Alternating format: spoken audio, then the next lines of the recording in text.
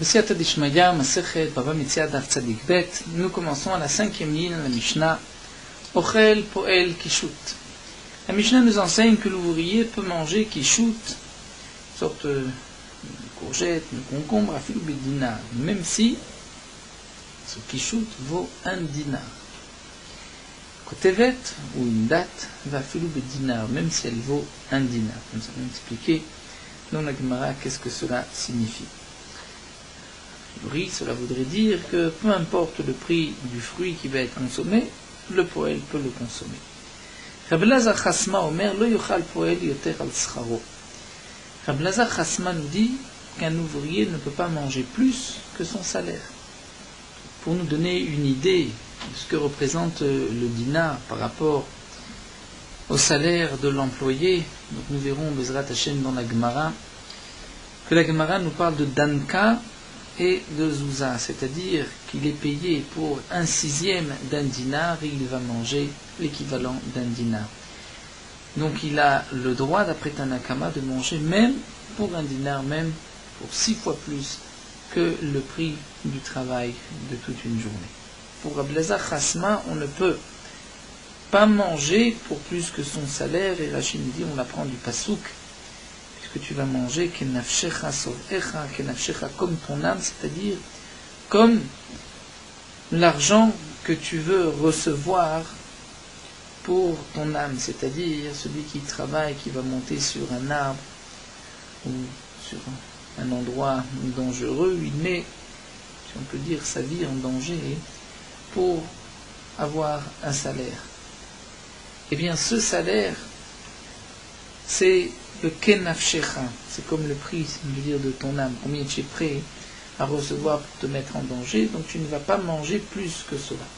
Les chachamim matirim, les chachamim permettent. Donc les chachamim ont l'air de penser comme Tanakama, quelle est la différence, la marloquette entre eux, nous verrons. Aval melamdim et adam, les chachamim disent il faut apprendre à l'homme shelo yeravtan, qui ne se conduise pas comme un affamé, comme un glouton, viesotem et tapetar befanav, pour ensuite fermer la porte devant lui, puisque personne ne l'engagera. Alors la Gemara demande Chachamim Aïnou Tanakama. Les Chachamim et Tanakama disent la même chose. Tanakama dit qu'un ouvrier peut manger Kishut, et les Chachamim, même si ça vaut 1 dinar, les Chachamim permettent aussi. Alors la Gemara répond Ika benaïou aval melamdim. La différence, c'est ce aval melamdim que disent les Chachamim. Aval melamdim, c'est-à-dire qu'on doit lui apprendre à ne pas se conduire ainsi. D'après Tanakama, il n'est pas nécessaire de lui apprendre. C'est permis et il peut agir ainsi. Les Rabbanan, pour les Chachamim, non. Il faudra lui dire ne te conduis pas ainsi. On lui donnera ce conseil. Ibra et Tema, ou encore on peut expliquer que leur marloquette Ika benayou de Ravasi. La marloquette c'est Rav Assi. De Amar Ravasi, c'est-à-dire sur cet enseignement de Ravasi. Ravasi a dit Afilo lo secharo el aliso eshkol echad. Ravasi nous dit même s'il n'a été engagé que pour couper seulement une seule grappe de raisin, ochlou, il peut manger cette grappe. Et j'engage un ouvrier pour couper une grappe, il a le droit de la manger cette grappe. Amar Ravasi, Ravasi dit plus encore Afilo lo batsar el eshkol echad ochlou. Pour celui qui a été engagé pour toute la journée, même si il n'a que coupé une seule grappe, la première grappe, il a le droit de la manger. Tout d'abord, nous allons expliquer ces 2 enseignements de Ravasi. Nous avons besoin de ces 2 enseignements. Le premier enseignement, que même s'il n'a été engagé que pour couper une grappe, il a le droit de la manger. Deuxième enseignement, que même s'il n'a commencé qu'à couper qu'une seule grappe, alors que il a encore toute une journée de travail devant lui, mais il a le droit de manger cette première grappe. Nous avons besoin de 2 enseignements. Si vous avez enseigné le premier din, la première halacha, que lorsqu'il a été engagé que pour une seule grappe, il peut la manger, j'aurais pu dire Mishum deloïka le metav le kelav shel balabait, parce que il n'a pas de quoi donner dans le keli, dans le panier du balabait, comme c'est marqué dans la Torah. Et lorsque tu vas couper le raisin, tu pourras en manger, mais tu ne mettras pas dans ton panier, tu dois mettre dans le panier du balabait. Donc dans le premier cas où il n'a été engagé que pour cette grappe, il n'y a qu'une seule grappe. Et là, il n'a pas d'autre grappe pour mettre dans le panier du balabait. Donc, on comprend qu'on ne va pas lui dire d'abord mets dans le panier du balabait et ensuite mange, parce que s'il met, il ne pourra plus manger. Donc on lui dira tu peux manger avant. Mais dans le deuxième cas où il était engagé pour toute la journée, où il pourrait d'abord mettre dans le panier du balabait et ensuite manger. J'aurais pu croire que je vais lui dire mets d'abord et ensuite mange. Donc Emma, peut-être qu'on pourrait dire que l'Etef Berecha va dar l'echol, qui va mettre d'abord dans le panier et ensuite manger. Donc Kamashmanan que non, il peut manger la première grappe. Be'ashmoinan Beha, ici nous avons enseigné le dernier enseignement. Lorsqu'il travaille pour toute la journée où on dit qu'il peut manger la première grappe, j'aurais pu croire des chal et kumil besof, étant donné que par la suite il pourra mettre dans le panier du balabait, donc il pourra accomplir ce digne de Lotiten, mais met dans le panier du balabait. Mais lorsque par la suite il ne pourra pas mettre dans le panier du balabait puisqu'il n'a été engagé que pour cette grappe de raisin, donc Emma, peut-être que dans ce cas-là, non, c'est-à-dire peut-être dans ce cas-là, il ne pourra pas manger cette grappe. Donc Tsricha, nous avons besoin de l'enseignement de Ravasi pour nous dire que même dans ce cas-là, il pourra manger cette grappe. Donc revenons à notre Mishnah. Dans la Mishnah, c'est marqué que pour Tanakama, il peut manger donc, une date même si elle vaut un dinar. Et les Chachamim permettent, mais disent que on va lui apprendre à ne pas se conduire ainsi. Quelle est la nafkamina? La différence entre eux, la Gemara nous dit, c'est le dîme de Ravasi. C'est-à-dire, Tanakama est d'accord avec Ravasi. Donc Tanakama a voulu dire, l'ouvrier peut manger kishout ou kotevet, même si elle vaut un dinar. C'est-à-dire, même s'il n'y en a qu'une seule, et elle vaut un dinar, il a été engagé pour la couper, il a le droit de la couper et de la manger. Et Rabbi Lazar vient dire que ce soit qu'une seule grappe, ou bien on lui a demandé de couper plusieurs grappes, il ne pourra pas manger une grappe si cette grappe vaut plus que son salaire. Et les Chachamim vont dire, plus que son salaire, il pourra manger. Mais à condition qu'il soit engagé pour toute la journée. Mais s'il n'est engagé que pour cette grappe, là dans ce cas-là, il ne pourra pas manger juste cette grappe, et donc les Chachamim ne sont pas d'accord avec Ravasi. Voici donc deuxième possibilité d'expliquer leur marloquet. Iba était ma troisième possibilité, la différence entre eux, c'est le din de Rav. Rav a dit, Matsati Megillat Starim, j'ai trouvé une Megillat Starim, une Megillah, un parchemin, qui était caché, c'est-à-dire, nous explique Rashi, bien qu'à l'époque, la Torah orale n'avait pas le droit d'être écrite, parce qu'aujourd'hui aussi, la Torah orale n'a pas le droit d'être écrite, mais c'est être la sot Hashem, et Farou Toratecha, pour ne pas qu'on l'oublie. Donc Rabbi Yuda Nassi, Ravina et Rashi ont écrit la Torah orale, en Mishnah était la Gemara. Mais à l'époque, lorsque la Torah orale n'était pas encore écrite, lorsque Rav entendait un enseignement de son maître, pour ne pas l'oublier, il l'écrivait et il le cachait. C'était une petite note. Rav dit, j'ai trouvé la Megillat Starim de Rabbi Chia, de Tanaj de Rabbi Chia, et Katouva, et c'était marqué ainsi. Ici, Ben Yehuda Omer, ici Ben Yehuda nous dit, Kitavov et Kerem Racha, la Torah dit, lorsque tu vas rentrer dans la vigne de ton prochain. Que signifie Kitavov et Kerem Racha, Bebiat, Koladam Akatouv Metaber. Ici, Ben Yehuda dit, tout homme, même celui qui n'a pas été engagé par le Balabait, a le droit de rentrer et de manger. Rav a dit sur cela, le Shavak ici, Chayel Kol Beria. Ici, ne laisse pas Chayel, on va dire, de la vie, et Kol Beria, toute créature. C'est appris ici, je peux rentrer dans n'importe quel champ et me servir et manger. Donc on ne peut pas ne vivre ainsi. Donc quelle serait la marloquette? Avant de poursuivre, donc Rashi nous explique, Tanakama n'est pas d'accord avec ici. Et donc Tanakama a dit que le poël, l'ouvrier, peut manger. Et les Chachamim disent non. Chachamim matirim, c'est-à-dire tu peux manger même plus que ton salaire par rapport au din de Rabbi Lazar Chasma, puisque même si tu n'es pas employé, tu ne reçois aucun salaire, tu n'as pas été engagé, tu as le droit de manger. Donc, bien évidemment que même l'employé peut manger plus que son salaire. Ce serait donc la marloquette entre Tanakama et Chachamim. Amar Ravashi, Ravashi poursuit, nous dit Amrita Leshmaata Kame de Rav Kahana. J'ai rapporté cet enseignement devant Rav Kahana. C'est l'enseignement que ici Ben Yehuda dit que tout homme peut rentrer dans un champ et se servir et manger. Et nous allons suivre la girsa du bar, Amarli, Rav Kahana m'a dit, Dilma beosim beseudatam de avdu vachlou. Peut-être que ici Ben Yehuda n'a permis non pas à n'importe qui, mais à un ouvrier, seulement un ouvrier qui n'est pas payé à la journée, mais qui, avdou ve'achlou, c'est-à-dire on lui dit tu travailles et tu peux manger. C'est ça, ton salaire, c'est que tu peux manger. Et nous allons toujours regarder la girsa du bar, Verav, qui lui n'est pas d'accord et qui a dit mais si c'est ainsi, je ne laisse vivre personne, Afilo Achi. Rav pense que malgré tout, même si tu rentres dans un champ, tu coupes et tu te fais payer par ton repas, Nichaleinish, Teoger Agouré, Féniktefe les Pardissé, un homme préfère engager des ouvriers, des employés qui vont couper son berger, Velonitou, Koulé Alma, Vachlou, il ne veut pas que toute personne rentre, coupe et mange, même si, en fin de compte, ils travaillent, puisqu'ils vont couper avant de manger, malgré tout, Rav pense que le propriétaire ne veut pas.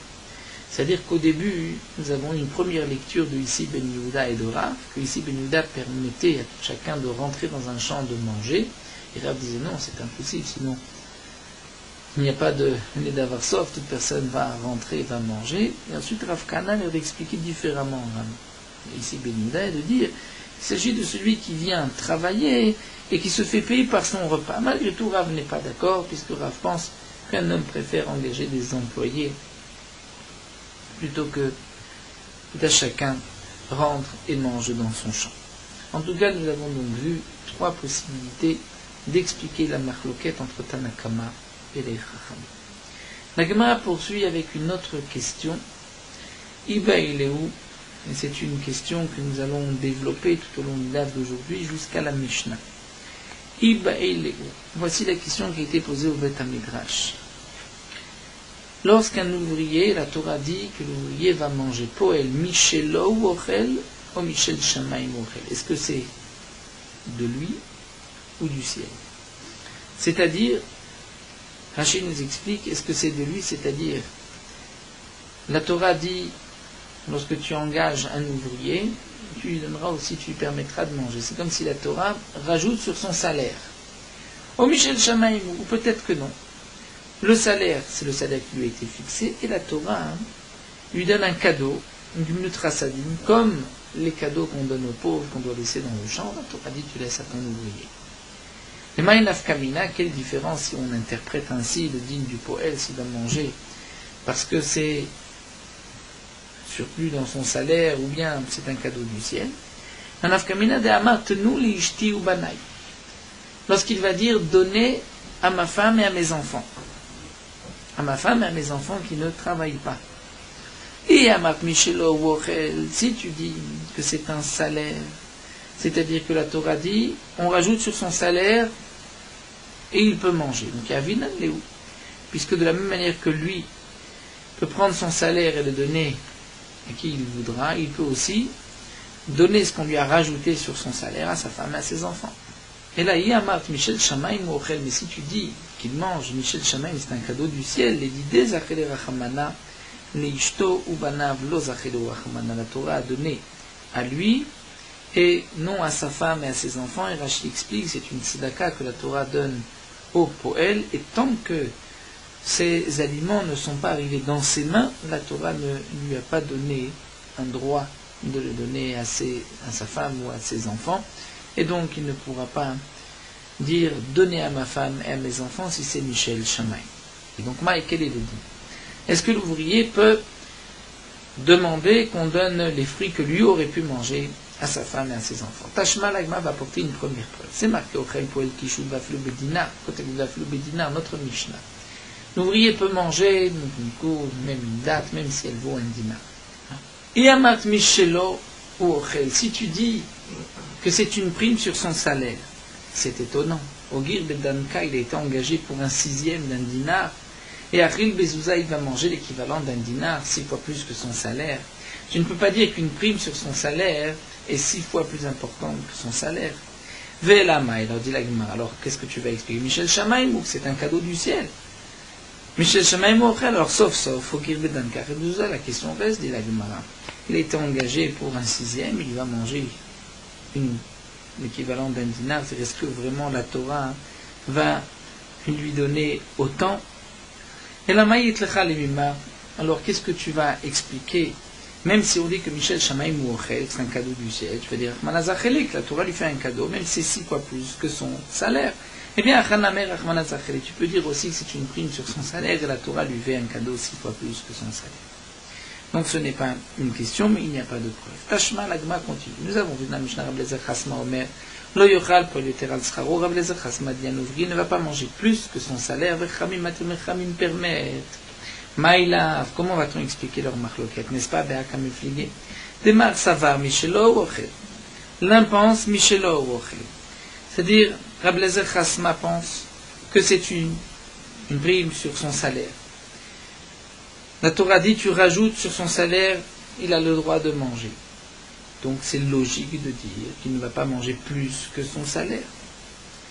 Donc ça c'est ce que pense Rabbi Eliezer Chasma, que c'est une prime sur son salaire. Omar Savar, mais les Chachamim pensent Michel Shamaim ou Ochel. Qu'en vérité, Michel Shamaim ou Ochel, c'est-à-dire, il reçoit un cadeau du ciel, et puisqu'il reçoit un cadeau du ciel, donc il peut manger même plus que son salaire. Donc voici la marloquette entre Chamim et Rabbi Eliezer Chasma. L'agma dit l'eau. Ce n'est pas sûr. Des coups l'allemand, on peut expliquer que Michelo Ochel, d'après tout le monde, Michelo Ochel, il mange Michelo, c'est-à-dire c'est une prime sur sa paye. Il reçoit une tosefet. Là, la marloquette entre Rabbi Eliezer Chasma et Chamim, c'est l'explication du pasuk de Kenafshecha kamefligi. Marsavar, Rabbi Eliezer Chasma pense Kenafshecha, c'est-à-dire Kedavar shemoser nafsho alav. Et toi, tu risques ta vie lorsque tu montes sur l'arbre. Pourquoi? Pour recevoir un salaire. Et tu pourras manger kenafshecha, comme ce salaire que tu es prêt à te mettre en danger pour le récupérer. Et donc, tu ne mangeras que comme ton salaire, dit la Torah, mais pas plus. Soumar Savar, les Khamim pensent que non, le kenafshecha est utilisé pour autre chose. Pour nous dire, comme nous l'avons vu auparavant, manafshecha em chasam tapatur, afpoen chansad men patur, pour nous apprendre que le poète c'est comme toi, et toi si tu t'empêches de manger, tu ne transgresses pas, de même pour l'ouvrier, tu ne transgresses pas. Donc nous n'avons toujours pas de preuve. Tashma l'agma continue. Un nazir, chez Amar Tenou, un nazir qui a dit donner les shti, suivre cette girsa, qui dit les ishti ou bana, donner à ma femme et à mes enfants. En shomim lo, on ne l'écoutera pas. Cela veut dire qu'un nazir qui ne peut pas manger de raisin a été engagé pour couper du raisin. Il dit, donnez à ma femme, mes enfants. Non, on ne donnera pas. Via Madame Michelo, de mon agma assis, c'est une mine sur son salaire, une tosefet sur son salaire, pourquoi on ne l'écoute pas? Pourquoi on ne donnerait pas? Après tout, c'est une partie de son salaire. Donc on est obligé d'expliquer qu'en vérité, c'est un cadeau du ciel. Et donc ce cadeau du ciel n'est à lui que lorsqu'il le prend. Il ne veut pas dire donner à ma femme et à mes enfants. La Gemara refute et dit non. On peut maintenir que Michelo Ochel. Alors pourquoi Nshomim lo Atam? C'est comme nous dit Rashi, un knas. Mishum, parce que l'ech amrin, on dit va Nézira, le nazir, sechov, fais le tour, mais les karma lotikram ne t'approche pas au vin. Donc le nazir, c'est un knas. Il n'aurait pas dû rentrer, se faire engager, puisqu'il risque de manger du raisin. Donc c'est pour cela que les Khamim m'ont dit, eh bien, on ne donnera pas à sa femme et à ses enfants non plus. Tashma la Gemara nous apporte une autre preuve, c'est marqué Poel Shamartnu li ishti ubanayin shomim lo. Un ouvrier qui a dit donner à ma femme, à mes enfants, on ne l'écoute pas. Et Amarta Michelo ou Ochel amayin shomim lo. Donc si tu dis Michelo ou Ochel, que c'est une tosefet sur une prime sur son salaire, pourquoi on ne l'écoute pas, pourquoi on ne peut pas donner à sa femme, à ses enfants, de manière qu'il peut donner son salaire, à qui l'on lui sent. La Gemara dit non, Maï Poel Nazir. Ce Poel ici, c'est le Nazir. C'est le cas rapporté auparavant. On dit la Gemara Vatania Nazir, Vatania Poel. Une fois c'est marqué Nazir, une fois Poel.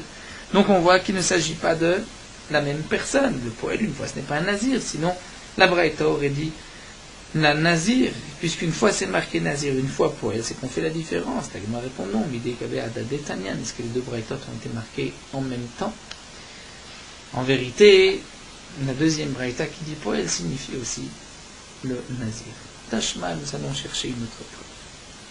Donc nous sommes toujours à la recherche de savoir, la Torah dit que l'ouvrier peut manger. Comment se fait-il qu'il a le droit de manger? Est-ce que c'est que la Torah dit tu rajoutes sur son salaire, et il peut manger des fruits, donc c'est Michelot, menu de son salaire. Et si c'est ainsi, il pourrait dire aussi donner à ma femme, à mes enfants, de la même manière qu'il peut décider de son salaire, à qui donner son salaire. Ou peut-être c'est Mishamaim, c'est-à-dire que Michel Shamaim, le ciel lui fait un cadeau à l'ouvrier, de la même manière qu'il y a des matnotanim, des cadeaux qu'on laisse aux pauvres, le ciel lui fait un cadeau et il lui dit, le ciel lui fait un cadeau, donc dit que tu peux manger, mais ce n'est que lorsque les fruits sont dans ses mains qu'il devient propriétaire de ces fruits. Il peut les manger, mais il ne pourra pas dire donner à ma femme et à mes enfants. Alors Agman essaye de nous apporter notre preuve, Tashma, Minem, les poils Shamat, nous, les Ishtu, Banai, Shen, Shomimlo, d'où est-ce qu'on sait que l'ouvrier qui a dit donner à ma femme et mes enfants, on ne l'écoute pas. Shnema, c'est marqué, Velkeviecha, Lotiten, ne donne pas, ne mets pas dans ton panier. Donner à sa femme, à ses enfants, c'est donner, mettre dans son panier. Rit, Machiname, Nazir, donc là on va apporter une preuve que c'est Michel Shamaï. Dit l'Agmara, peut-être tu voudras dire qu'en vérité c'est Michelot. Seulement, ici on parle d'un nazir. Alors, Yachi, la raison qui aurait dû être marquée dans la Braïta n'est pas Mishum Vel Kediecha Lotiten, mais plutôt Mishum Lech Lecham Rinezira, parce qu'on dit au nazir va, et qu'on lui a fait un knas. Mais puisque la Braïta dit Vel Kediecha Lotiten, on voit que la Braïta ne parle pas du nazir. C'est vrai. C'est vrai que la Braïta aurait dû dire Lech Lecham Rinezira, étant donné qu'on parle du nazir. Mais en vérité, la Braïta, puisque elle a, pour dire le nazir, elle parle de l'ouvrier, le poël, donc elle a utilisé le pasouk du poël, mais en vérité, ce n'est que, ne dit Rachim, dit Rabbanan, le pasouk est qu'une allusion. Donc en vérité, on pourrait maintenir, il peut donner à sa femme et à ses enfants, sauf le nazir, lui ne peut pas. Et le pasouk, Vel-Kelir, Ramotiten, est un remède pour le nazir. Tashma l'agma continue avec une autre preuve. Un homme engage un ouvrier pour que cet ouvrier puisse prendre des figues et les étendre, les faire sécher dans le champ pour faire ce qu'on appelle des ktziot, des figues sèches. L'ouvrier pourra manger et il est dispensé de prélever le maaser. Pourquoi? Étant donné que ce sont des figues qui vont être séchés pour ensuite faire des pains de figues, donc il n'y a pas eu encore de gmar melacha, il n'y a pas d'obligation de maaser. Mais lorsqu'il dit amelat she'ochelani ubana, il y a condition que je puisse manger moi et mes enfants, c'est-à-dire moi qui suis engagé et mes enfants qui ne sont pas engagés pour le balabait. O she'ochal banai bischari, béni, ou que mon fils, mes enfants puissent manger pour mon salaire, c'est-à-dire tu m'as donné un salaire, eh bien, les enfants vont manger, ce sera le prix, le salaire. Eh bien, ou ochel ou patour, lui pourra manger, il sera patour, il ne prélèvera pas le maaser, mais beno ochel dechaev, son fils, lui devra prélever le maaser.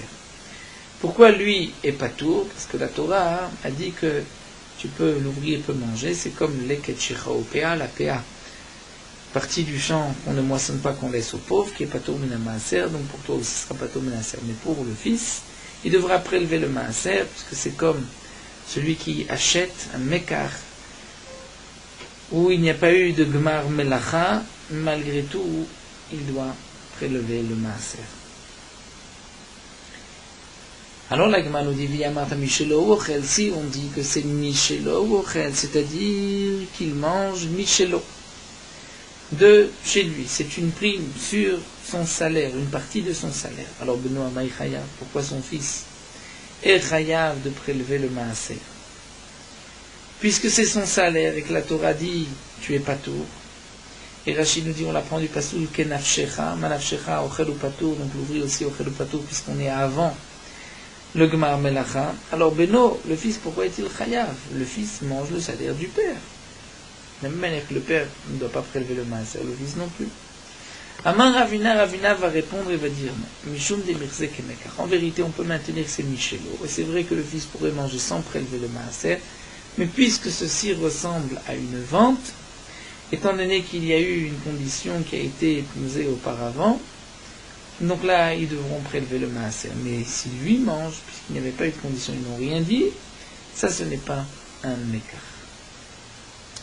Tashma, la Gemara poursuit avec une autre preuve. Asocher et apoel la sot beneta revaï shelo. Un homme engage un ouvrier pour couper, on va dire, une récolte neta revaï de la 4e année.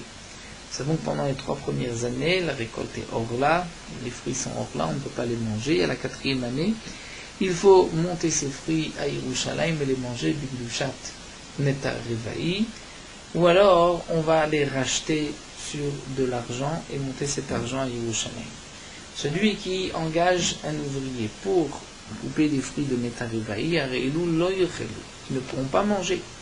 Étant donné qu'on se trouve en dehors de la muraille, on ne peut pas manger le neta revaï. Vimlo, mais s'il ne l'aura pas dit auparavant, podou machila.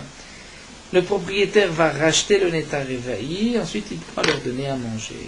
La Gemara continue, Viyamat, Michel Shamaim si tu dis que c'est un cadeau du ciel, alors Hamay podou machila. Pourquoi doit-il racheter, leur donner à manger Issoura, puisque le neta revaï est une interdiction, nous avons l'interdiction de manger en dehors de la muraille. Eh bien, la Torah ne lui a pas fait cadeau de cette nourriture. Donc, il n'a pas le droit de manger. C'est la preuve que c'est Michelo, donc une partie de son salaire. La Gemara répond non. Ata Mishum Demerze Kemekartaout. Là-bas, on a raison. C'est parce que ceci paraît être comme un Mekartaout, comme une vente, un achat par erreur. Puisque l'ouvrier peut dire, mais si je savais que c'était du neta revaï, que je n'aurais pas pu le manger au moment où je travaillais, eh bien je ne serais pas venu travailler chez toi. Donc puisque c'est que mekartaout, c'est pour cela que le propriétaire se doit de racheter pour permettre à l'ouvrier de manger. Mais alors nous dit la Gemara Masefa, regarde la suite de cette braïta, c'est marqué nit par Svigoula. Si un homme avait un pain de fille, et les ktziot se sont ouvertes, se sont détachées. Il faut les écraser encore une fois. On dit pas il avait des tonneaux fermés et les couvercles se sont ouverts. Il doit la megoufa fermer. Seulement il est donc bloqué tout autour, mais comme c'était l'habitude à l'époque de la boue, pour fermer la megoufa, le tonneau, là on dit Arilu lo yochlu, ils ne mangeront pas. Pourquoi ils ne mangeront pas? Rachid nous dit parce que le gmar melacha a déjà été fait. Lorsque il avait terminé ses figues la première fois, il avait déjà une obligation de maaser, c'était le gmar melacha. Ou de même les tonneaux, une fois qu'ils avaient été fermés, ou nous verrons peut-être même avant, il y avait une obligation de maaser, c'était le gmar melacha. Et donc nous avons vu que pour tout ce qui est détaché du sol, si on est après le gmar melacha, on ne mange pas. Vim lo dian, mais si il ne leur a pas dit maaser ou maachilan. Maaser ou maachilan, il devra d'abord prélever le maaser, ensuite leur donner à manger. La question de la Gemara, Martha Michel Shamaim, puisque tu veux maintenir. En vérité, c'est un cadeau du ciel. Alors, Ochel, Amaï Maaser, Michel Shamaim ou Ochel, qui mange Michel Shamaim, un cadeau du ciel, alors Amaï Maaser ou Maachilan. Pourquoi il doit prélever le maaser et leur donner à manger? Issour, alors Zachilou Achman, la Torah n'aura pas donné Issour. Si on n'a pas prélevé le maaser, c'est Issour, la Torah n'aura pas donné. Peut-être que là aussi tu vas me répondre. Parce qu'il y a un risque de mekartaout. C'est-à-dire que, ils peuvent dire, mais si on savait que tu étais après le gmar melacha, qu'on ne pouvait pas manger, on ne serait pas venu travailler chez toi. Et donc c'est pour cela qu'on veut l'obliger à prélever le maaser auparavant. La Gemara dit cette réponse, Birzek mekartaout, qui était valable auparavant pour ta revaï, ne sera pas valable pour les deux cas rapportés ici. Encore, bishlamanit parsu igula, lorsque les figues se sont détachées. Encore, tu peux dire qu'il y a Birzek mekartaout. Pourquoi? Rachid nous explique, lorsqu'il leur a dit, venez, je vais vous demander d'écraser des figues. Il pensait que c'était la première fois. Et ce n'était pas des figues, c'était détaché. Donc ils pensaient qu'ils pouvaient manger. En fin de compte, ils savaient qu'ils ne peuvent pas manger. Alors on dirait, oh bah la baït, tu vas d'abord prélever le maaser et leur donner à manger. Mais n'est pas trop raviotav lorsque les tonneaux se sont ouverts. Maïme kartotika. En quoi le poël peut réclamer et dire, tu m'as trompé. Mida yada, il va aller où les maaser. Il savait que le vin avait déjà une obligation de maaser, on était après le gmar melacha, puisque le vin a déjà été mis dans un tonneau. Donc pourquoi on va obliger le propriétaire à prélever le maaser? Si tu dis Michel Shamaï, c'est un cadeau du ciel, la Torah ne lui fait pas de cadeau de ce qui est encore interdit à lui. Donc on est obligé de dire que c'est Michel Atzmo, Michel. Amar Rav Sheshat, Rav Sheshat dit non. On peut aussi expliquer Shin Patechu Chaviotav Lebor. C'est-à-dire que le tonneau s'est ouvert et le vin est tombé dans le puits. Et à l'époque, on pressait le raisin dans une gatte, le pressoir, et de cette gatte, le vin coulait dans un puits, une citerne, et ensuite on sortait le vin pour le mettre dans des tonneaux. Et donc nous dit la Gemara, là, on parle dans le cas, explique Rav Sheshat, où le tonneau s'est ouvert dans le bord. Donc on les a engagés en leur disant, venez sortir le vin du puits. Et donc eux pensaient que c'était la première fois et donc ils pourraient boire du vin parce qu'il n'y a pas eu encore de Gmar Melacha, alors qu'en vérité, le vin avait déjà été sorti, mais il est retombé. Tania, et la Gemara nous rapporte une braïta, c'est marqué Yain Mishired Lebor, que le vin, dès qu'il est tombé dans le puits, c'est-à-dire du pressoir, il est tombé dans le puits, déjà il y a une obligation de maaser. Donc on revient à la question, c'est que lorsqu'il a engagé les ouvriers, on leur a dit sortez le vin du puits, donc ils savaient qu'ils ne pourraient pas consommer du vin puisqu'on est après le Gmar Melacha. La Gemara dit non, qui Rabbi Akiva, Dama Mishikpe. On peut expliquer ici comme Rabbi Akiva qui a dit que l'obligation de maaser, ce n'est pas lorsque le vin est tombé dans le puits, mais c'est Mishikpe, c'est-à-dire lorsque les pépins qui sont en haut du puits, lorsque le vin commence à fermenter, à ce moment-là, les pépins et la peau du raisin, on remonte et on les enlève. Et c'est à ce moment-là que nous dit Rabbi Akiva qu'il y a une obligation de maaser. Donc, de Amoulé, la Gemara nous dit, il pouvait dire, Loav Yadinan, on ne savait pas. C'est-à-dire, il y a encore un Mekartaout, puisqu'on ne savait pas que tu avais déjà sorti ce raisin du puits, ce jus de raisin du puits, donc on pensait manger, donc c'est pour cela que le propriétaire doit prélever le maaser. La Gemara poursuit, est-ce qu'il veut dire en quoi c'est un Mekartaout? Vous auriez dû penser que peut-être j'ai déjà enlevé les pépins et les peaux, et donc il y avait déjà une obligation de maaser, il y avait déjà un Gmar Melacha, et donc de toutes les manières vous saviez que vous ne pourriez pas manger. Et il m'a répondu, boire ici du vin, il m'a répondu, on parle dans un endroit où celui qui sort le vin du puits, c'est lui qui d'abord enlève les pépins et tout ce qui est remonté à la surface. Et la Gemara poursuit encore. Et maintenant que Rav Zvid a enseigné dans la Braïta de Rav Oshia que le vin, à partir de quand il y a une obligation de maaser, le Gmar Melacha, Mishired Lebor Veik, que le vin est tombé dans le puits et que ne dit pas qu'on a enlevé tous les pépins. Et Rabbi Akiva Omer Misheishle Bechaviot, à partir du moment où on a versé le vin dans un tonneau, Rashi nous dit à ce moment-là le vin va fermenter, il commence à y avoir l'écume des bulles, et ensuite on enlève toute cette écume, tout ce qui montait à la surface pour fermer le tonneau. Et donc la Gemara nous dit on peut répondre que même si le tonneau ne s'est pas ouvert vers le puits, malgré tout les poilines pouvaient dire on ne savait pas que vous aviez déjà enlevé toute cette mousse, cette écume, et donc on pensait qu'on allait pouvoir boire. Peut-être, dit la Gemara, on aurait pu dire, mais vous auriez dû penser que peut-être on s'est déjà occupé de cela, d'enlever toutes ces bulles, toute cette écume, et que donc il y avait déjà un Gmar Melacha, de toute manière vous n'alliez pas boire du vin. Et là il me répond, dans l'endroit où celui qui ferme le tonneau, c'est celui aussi qui enlève cette écume du baril du tonneau. Reprenons juste la dernière preuve, le Kitsour, pour bien retenir le fil de la Gemara.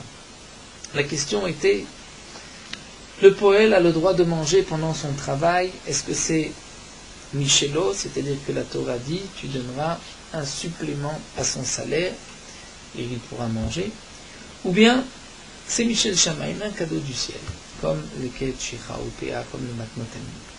Et là, Nafkamina, nous avons vu, c'est ce qu'il peut donner à sa femme ou à ses enfants. Si c'est Michel, c'est une partie de son salaire, il peut donner à sa femme et à ses enfants. Si c'est Michel Shamaïm, la Torah lui a donné à lui, mais pas à sa femme et à ses enfants. La Gemara a apporté une preuve, puisque c'est marqué que celui qui engage un ouvrier pour récolter une récolte de la 4e année, mais l'ouvrier ne pourra pas manger, mais si il ne l'a pas dit auparavant à l'ouvrier, il se devra de racheter les fruits pour que l'ouvrier puisse manger. On a voulu apporter une preuve que c'est donc Michelo, parce que si c'est Michel Shamaïm, la Torah ne lui a jamais donné à l'ouvrier un droit sur un aliment interdit, sur un état réveil. La Gemara dit non. On peut maintenir que c'est Michel Shamaïm, mais pourquoi il doit d'abord racheter pour lui donner à manger? Quel est ce droit qu'il puisse manger? C'est parce que sinon c'est comme un mekartaout. Parce que l'ouvrier va dire, mais je ne savais pas que c'était une récolte est arrivée. Si j'avais su, je ne serais pas venu travailler chez toi. Mais la Gemara dit, mais comment peux-tu répondre ainsi? Puisque dans la Sefa, on parle de Igoulav, il l'a engagé pour recoller un pain de figue ou pour fermer des tonneaux qui s'étaient ouverts. Et là aussi, c'est marqué qu'il ne pourra pas manger, puisqu'on est après le Gemar Melacha, mais s'il ne lui a pas dit, le propriétaire devra d'abord prélever le maaser, ensuite donner à manger à l'ouvrier. Et là encore, si c'est Michel Shamaïm, la Torah n'a jamais donné à l'ouvrier à manger un aliment qui était après le Gemar Melacha, où il y avait une obligation de maaser. Donc comment se fait-il qu'on peut imposer au Balabaï de prélever le maaser, de lui donner à manger? Alors la Gemara dit peut-être que tu voudras dire Mekar Taout, c'est-à-dire que l'ouvrier va dire mais je ne savais pas, je pensais que j'allais pouvoir manger. La Gemara dit ça c'est possible pour coller des téinim, puisqu'il pouvait dire je ne savais pas qu'elle s'était décollée, je pensais que c'était la première fois. Mais pour le vin, c'est là que la Gemara avait un problème, étant donné que l'obligation, le Gemar Melacha du vin, c'est déjà lorsque le vin est tombé donc lorsqu'il est dans le tonneau, il y a déjà eu une obligation. Alors la Gemara a voulu dire, on parle que le tonneau est tombé, le contenu est tombé dans un puits, et nous avons vu à partir de quand il y a un Gemar Melacha, est-ce que c'est lorsque le vin est tombé dans le puits, ou comme Rabbi Akiva, lorsqu'on a enlevé les pépins et les peaux, ou encore, comme nous dit la Gemara par la suite, une autre marloquette, est-ce que c'est lorsque on a enlevé les pépins, ou plus encore lorsque on a mis dans le tonneau et qu'on a enlevé cette mousse pour ensuite fermer le tonneau. Et donc on peut expliquer ainsi que lorsqu'il a engagé les ouvriers, il ne leur a pas dit que c'était du vin qui avait déjà été dans un tonneau, donc après le Gemar Melacha, et qui s'était ensuite découvert. Donc les ouvriers peuvent dire, mais nous on pensait qu'il n'y a pas eu encore de Gemar Melacha, que c'est nous qui allions faire ce Gemar Melacha, donc on pensait boire du vin, et donc tu nous as trompés, parce que sinon on ne serait pas venu travailler chez toi, donc c'est Mekartaout, c'est pour cela qu'il doit auparavant prélever le maaser pour leur permettre de manger, et donc on pourrait maintenir que c'est même Michel Shamaïm, un cadeau du ciel, donc la Gemara n'a pas de preuve, même si tu dis Michel Shamaïm. On continue Tashma. C'est marqué Kotzetz Adam alidé Atzmo alidé Beno Bito Agdolim. Un homme Kotzetz, c'est-à-dire a le droit de dire je veux prendre de l'argent et ne pas manger. Alidé Atzmo pour lui-même, lorsqu'il travaille, je ne mange pas, je prends de l'argent. Alidé Beno Bito Agdolim pour ses grands enfants, de dire ils ne mangeront pas, tu me donneras de l'argent. Alidé Avdo Veshifrato Agdolim pour ces esclaves et servantes qui sont aussi grands, validé Ishto et pour sa femme, étant donné que ses enfants, le chiffon, sa femme ont un da'at, sont conscients, et donc ils savent qu'ils ne vont pas manger, mais que le mari, le maître, le père va prendre de l'argent à la place, et ils sont mochalim, ils acceptent. Mais il ne pourra pas, si ses enfants sont engagés, dire je prends de l'argent à la place de ce que mes enfants doivent manger. Velo l'idée de Shifrato Aktanim, ni de ses esclaves et servantes petits, velo de Behemto, ni de sa bête. Puisqu'ils n'ont pas de da'at, donc eux ne peuvent pas renoncer à ce droit que la Torah a dit qu'ils peuvent manger. Kassal Kadatar, donc l'Agma nous dit que celui qui voulait rapporter une preuve d'ici pensait, on parle que le père, le maître ou le mari donnait à manger à ses enfants, ses esclaves ou sa femme, et donc, puisqu'il les nourrissait, donc le salaire de leur travail revenait au père, au mari ou au maître, Et donc c'est pour cela, nous dit la Gemara, on va comprendre. Si tu dis que c'est un cadeau du ciel, Michel Shamaim Ochel, donc on comprend, que si les enfants sont, les esclaves sont petits, il ne pourra pas dire je ne les laisse pas manger et je prends en contrepartie de l'argent. Pourquoi? Parce que donc le poël, l'enfant qui est mineur, moins de bar mitzvah, ne reçoit ce cadeau du ciel que lorsqu'il le mange. Donc ce n'est pas de l'argent ou un surplus de Tosefet sur le salaire que le maître ou le père pourrait transformer en argent. Et là, il y a Martha Michelo, mais si tu dis que lorsque l'ouvrier mange, c'est comme si on rajoute sur son salaire. Donc à ce moment-là, Ktanim Namen et Kotzleu, les enfants aussi, puisque le salaire des enfants revient au père, le salaire des esclaves revient au père, eh bien, de la même manière que le salaire revient au père, ce salaire qui est mangé, le père peut dire, le maître peut dire, je veux de l'argent, et on ne leur donne pas à manger. La Gemara répond, tu n'as pas de preuve, ici on parle de Shen Ma'adela Mezonot. Donc on peut maintenir que Michelo Vorel, mais là, le père, le maître, le mari ne les nourrit pas. Alors, Yachik Gdolim Name, dit la Gemara, alors c'est ainsi, s'il ne les nourrit pas. Donc pour les Gdolim aussi, pour les grands, il ne peut pas dire, je ne les laisse pas manger, je prends en contrepartie de l'argent. La Gemara répond, Gdolim c'est différent, Yad et Kamachle. Les grands sont au courant, d'une certaine manière, ils n'ont pas le choix, ils sont Mochali. Pourtant, Rabosha enseigne qu'un homme peut donc fixer de recevoir de l'argent au lieu de manger pour lui, pour sa femme, mais pas pour sa bête, et il peut pour ses grands-enfants, mais pas pour ses petits-enfants. Les enfants, moins de bar mitzvah, et pour ses esclaves, les servantes non-juifs, il pourra, qu'ils soient grands ou petits, il pourra dire, je prends à la place de leur nourriture un surplus dans le salaire. Et donc, nous dit la Gemara, Maïlav, n'est-ce pas qu'ici on parle dit Bemal la maisonnot, qu'il les nourrit. Et donc, s'il les nourrit, n'est-ce pas qu'on va expliquer ainsi, Behakameflié, puisque là nous allons d'ailleurs y avoir une contradiction. C'est-à-dire d'un côté on voit qu'il pourra, pour ces avadim, dans la Mishnah qui avait été rapportée auparavant, nous avons vu que les avadim, s'ils sont petits, ils ne peuvent pas être kotset. C'est dans cette dernière braïta, on voit que pour les avadim et shfachot qui animent petits, il pourra dire, je ne les laisse pas manger, mais je prends un surplus dans le salaire. Donc, certainement, nous dit la Gemara, on parle que le maître les nourrit. Donc, si le maître les nourrit, il a un droit sur leur salaire. Comment se fait-il que nous avons une marloquette ici entre les braïtot? Est-ce qu'il peut ou pas prendre de l'argent à la place de la nourriture? Donc, n'est-ce pas? Démarre, ça va. Michelo, l'un pense, c'est-à-dire le Tana de la braïta dernière pense que Michelo, le poël, c'est un surplus sur son salaire. Donc, le maître peut dire, je prends de l'argent et il ne mange pas. Ou Masala, Michel Shamaim Mochel, alors que le Tana de la première Mishnah, que nous verrons Bezrat Shem par la suite, lui pense que non, c'est un cadeau du ciel. Et donc, il ne peut pas transformer ce cadeau en argent. La Gemara répond, ce n'est pas sûr. Tu ne vas pas faire de marloquet Tanaïm. Tu vas pas dire, découlan, ma Michel Ochel. En vérité, ils sont tous d'accord que Michel Ochel, c'est un surplus de salaire. On va dire que dans un cas, c'est qu'il ne les nourrit pas. Dans la Braïta, on parle qu'il les nourrit. Dans la Mishnah, qui avait été rapportée en premier, on parle qu'il ne les nourrit pas. Donc, puisqu'il ne les nourrit pas, le salaire n'est pas pour le maître. Et donc, puisque le salaire n'est pas pour le maître, il ne pourra pas prendre de l'argent à la place de ce qu'ils ont le droit de manger.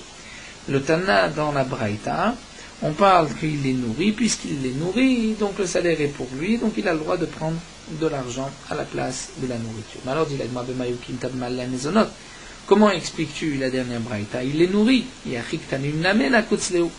Alors pour les enfants, les ktanim, c'est-à-dire ses propres enfants, on parle aussi dans le cas velo alidé beno bitoa ktanim, où il les nourrit, et pourtant, tu vois qu'il n'a pas le droit de prendre de l'argent à la place de ce qu'il mange. La Gemara répond,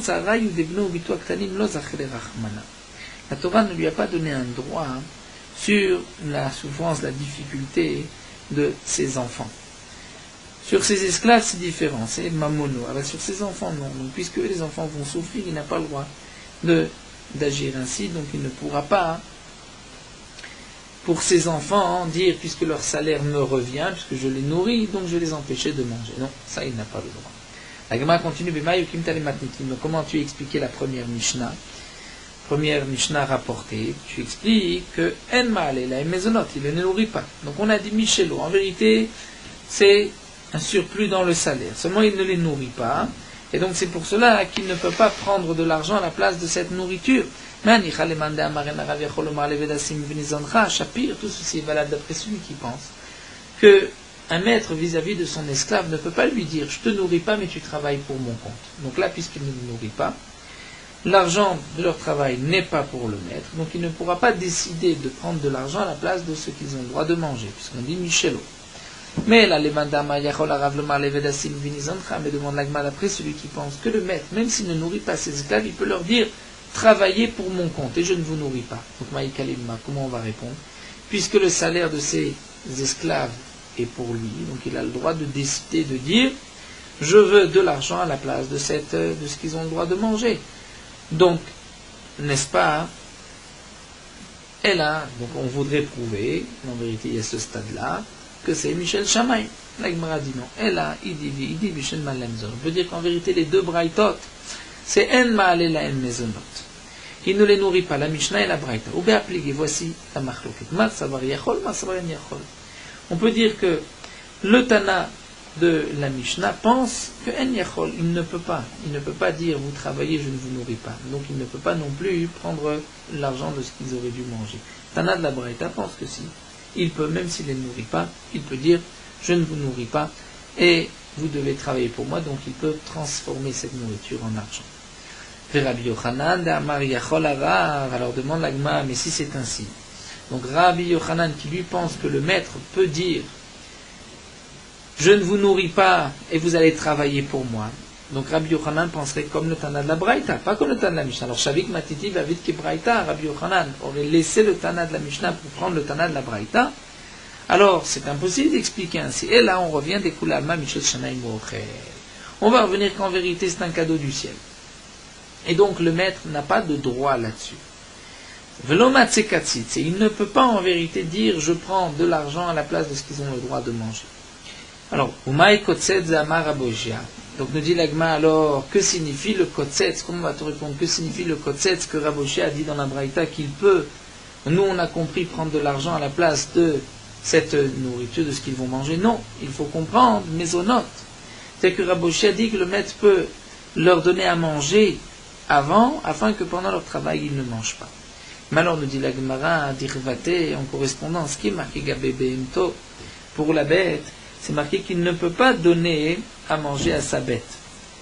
Et pourquoi pas? Tevenna Kutzla, on devrait lui donner avant de la paille, comme nous avons vu auparavant, que le balabait peut ouvrir une botte de paille devant la bête pour qu'elle puisse manger, et ensuite être rassasiée et ne pas manger pendant son travail.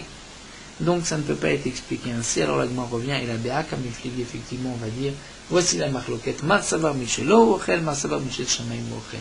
L'un pense qu'il mange Michelo, l'autre pense Michel Shamaim. C'est-à-dire le Tana de la Braïta pense Michelo, Ochel. C'est-à-dire Michelo, Ochel, que l'ouvrier c'est un surplus sur son travail, c'est une prime sur son salaire. Et donc, pour Rabbi Yochanan qui pense que le maître peut lui dire tu travailles et je ne te nourris pas, donc aussi bien dans le cas où il le nourrit, il ne nourrit pas, le salaire est pour le maître, donc le maître peut choisir de prendre de l'argent à la place de cette nourriture, et celui qui n'est pas d'accord avec Rabbi Yochanan expliquera la Braïta seulement lorsqu'il le nourrit, et le Tana qui a été rapporté en premier, qui est le Tana de la Mishnah que nous verrons, pense que c'est Michel Shamaim, qui est un cadeau du ciel, et la Torah ne lui a donné que lorsqu'il mange, mais ceci ne peut pas se transformer en argent, et donc même s'il lui donne des maisonnotes, il ne pourra pas prendre de l'argent à la place de ce droit que l'ouvrier a de manger. Voilà, nous allons nous arrêter ici, donc on va à la conclusion de la Gemara. Michelo ou Michel Shamaim, c'est une marloquette Tanaï. Nous terminons avec Meorot Halacha Daf Tzadik Bet.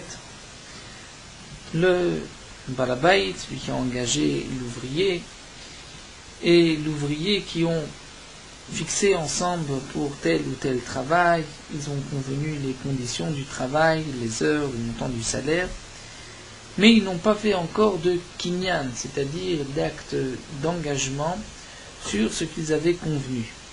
Tant que l'ouvrier n'a pas commencé le travail, le balabait peut revenir et dire « je ne veux pas, je n'ai pas besoin de ton travail ». De même, l'ouvrier peut dire « je ne veux pas travailler pour toi », étant donné qu'il n'y a pas eu de kinyan, d'acte, en général d'acquisition, mais ici d'engagement. Et donc le poète n'a pas encore commencé à travailler, ils n'ont pas d'engagement l'un vis-à-vis de l'autre. Mais lorsque, si le balabait revient sur son engagement, l'ouvrier va avoir un dégât, un nézek, ou bien que si l'ouvrier revient, le balabait va recevoir un nézek, comme nous l'avons vu dans la Gemara, s'il l'a employé pour sortir du lin de l'eau, que si l'ouvrier ne peut plus travailler aujourd'hui, le balabait va perdre son lin. Là, le din est différent, comme nous le verrons par la suite. Donc, même dans le cas où ils peuvent, l'un comme l'autre, se désister et revenir sur l'engagement de travailler, parfois, à pied à la fin, ils peuvent avoir ce qu'on appelle une taromètre, c'est-à-dire l'un peut en vouloir à l'autre, comme c'est rapporté dans les poskim. Donc, si le fait que l'ouvrier revienne sur ses pas, ne veut plus travailler, le balabait va devoir se fatiguer, chercher des ouvriers qui vont travailler à sa place, ou au contraire, si c'est le balabait qui revient et donc le poël, l'ouvrier va chercher un autre travail, il va devoir se fatiguer pour cela, il peut avoir une taromètre, c'est-à-dire il peut en vouloir au propriétaire ou le propriétaire de celui qui devait l'engager, il peut avoir une taromètre sur l'employé. Mais dans le cas où il n'y a pas de difficulté pour le balabait, pour l'employeur, de trouver un autre ouvrier, ou même pour l'ouvrier, dans ce cas-là, il n'y a même pas de taromètre. Donc lorsque le balabait et l'ouvrier n'ont pas fait de kinyan, et que le poël, l'ouvrier n'a pas encore commencé à travailler, bien qu'ils ont le droit de revenir sur leur engagement et de ne pas travailler, malgré tout, parfois, il peut y avoir donc aussi un problème de mechoussar amana, c'est-à-dire de ne pas tenir sa parole. Et les Chachamim nous ont dit que les Israël doivent faire attention de ne pas être mechoussar amana, de tenir sa parole, comme nous l'avons vu donc déjà souvent dans Masechet Bava Metzia.